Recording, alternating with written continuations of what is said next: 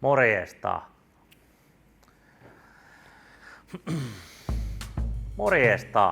Minä on Nyksy. 17 vuotta biljardin parissa. Siinä tarttuu jos jonkunlaista treeniä ja peliä matkaa. Ja nyt olisi tarkoitus lähteä jakamaan näitä taas teidän kanssa. Eli tervetuloa mukaan.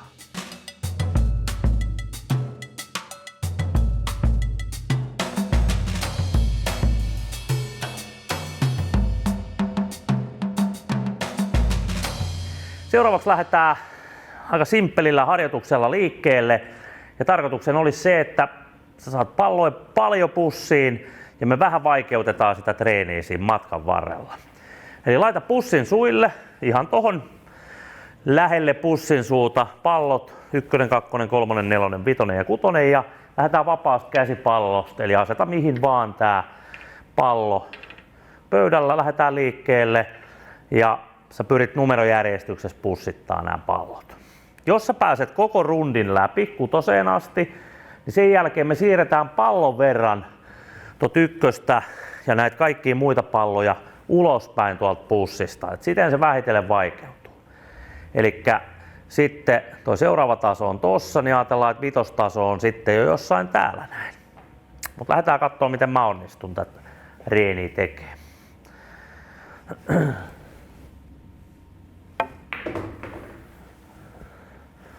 Ja muihin palloihin ei saa koskea, kivi ei saa mennä pussiin.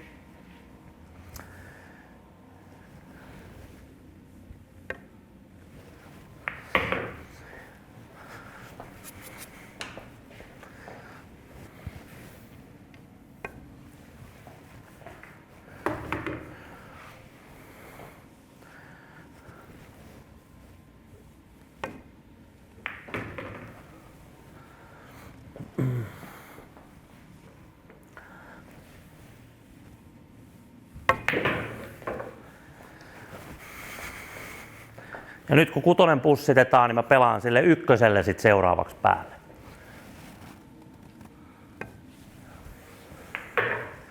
Ja nyt se 1 nousee pallon verran, kuten nämä kaikki muutkin, niin pallon verran irti. Eli kun se oli ennen tossa, niin noin pallon verran ulospäin. Ja harjoitus jatkuu.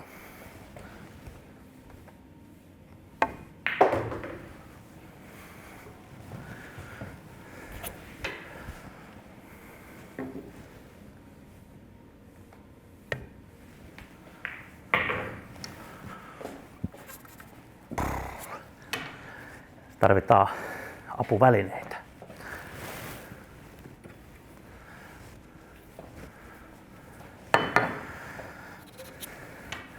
Ja nyt lähtökohtaisesti olisi aina hyvä rakentaa sitä omaa tekemistä niin, että sun ei tarvitsisi käyttää apuvälineitä vasta silloin, kun sun on ihan pakko niitä käyttää.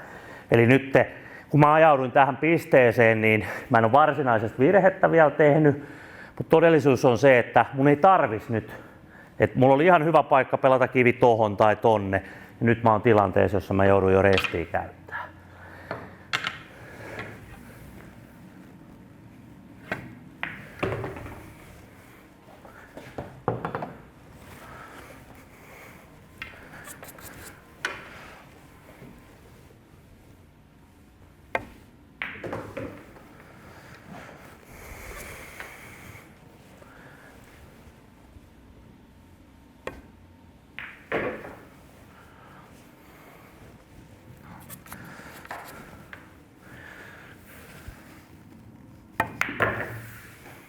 Ja nyt taas pallon verran ulospäin siitä.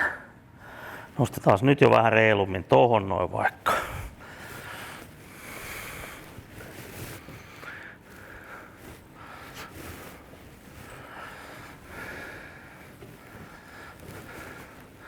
Mitä enemmän nämä pallot tulee ulospäin tuolta, niin sitä enemmän se korostuu se, että minne sä pelaat sen kiven. Elikkä kun on tuossa pussin lähellä, niin se ei ole ihan niin nökönuukaa, missä se kivi on. Mutta nyt sillä alkaa olemaan, kun mä en saa osua noihin muihin palloihin.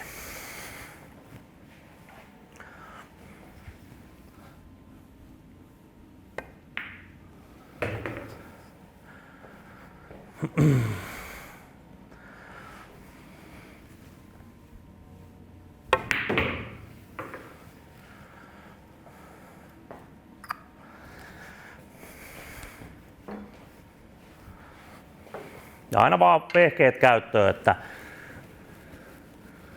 niitäkin tulee käytettyä.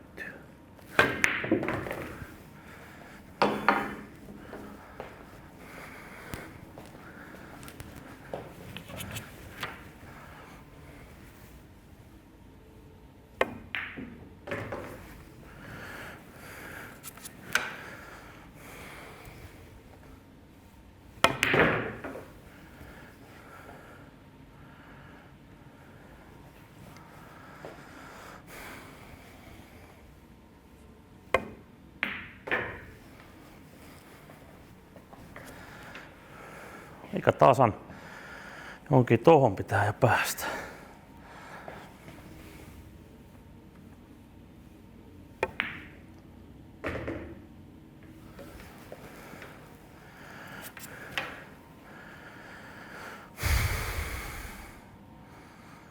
Minä varmaan teen niin, että minä menen tosta välistä ihan ja tuun täältä tänne.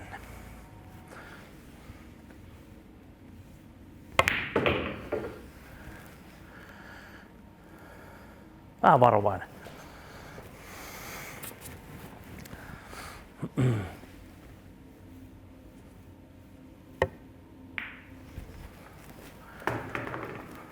Nythän tässä on tilaa taas jo ihan mukavasti.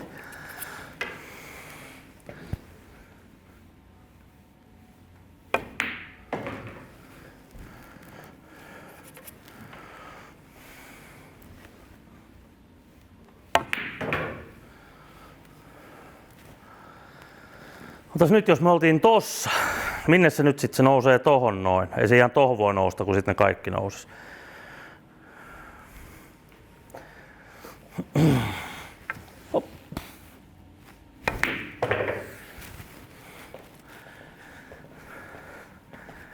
Nimenomaan sinne omiin kulmapusseihin se pitäisi nostaa, niin nyt tonne alkaa olla jo hankala saada.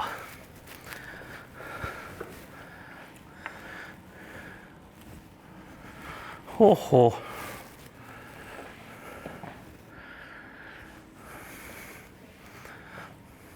No yritetään tuolta takahaakista tänne näin. Ja kakkosen päälle. Terve.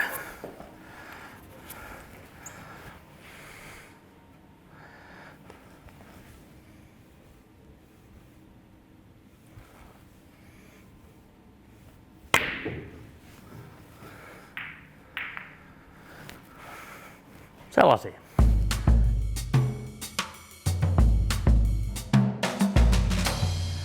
Jes. Äsken me pelattiin vapaasti kiveä aina mihin tahansa päälle.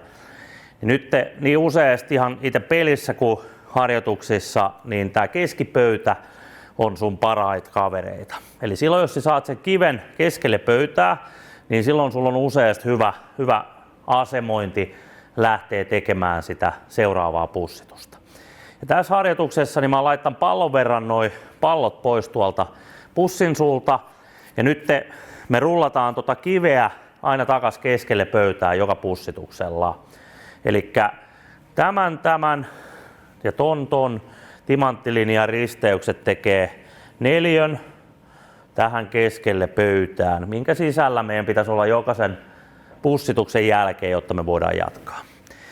Ja nyt tehdään tätä niin, että sä aloitat käsipallosta ja se käsipallo lähtee täältä neliön sisältä ja sen jälkeen niin se taas numerojärjestyksessä pussittelet näitä palloja, mutta heti kun sä et saa kiveä enää tänne alueelle, niin sit sä aloitat alusta.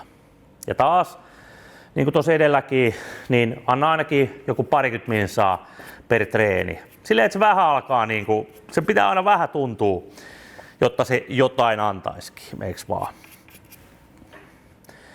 Alright.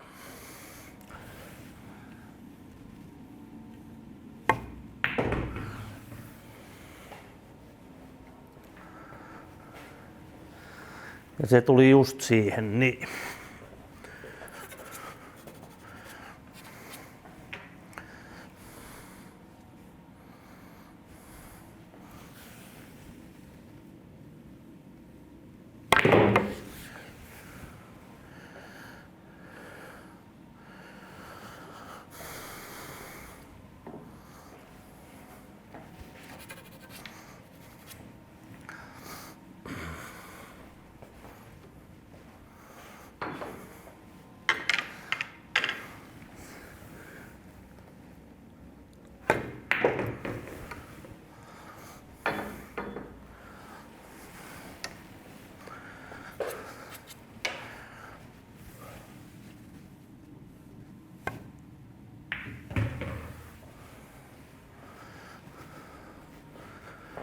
Ei jaksanut. Vähän jäi viivan alle. Eli sitten uudestaan aloittaa alusta. Tämmönen.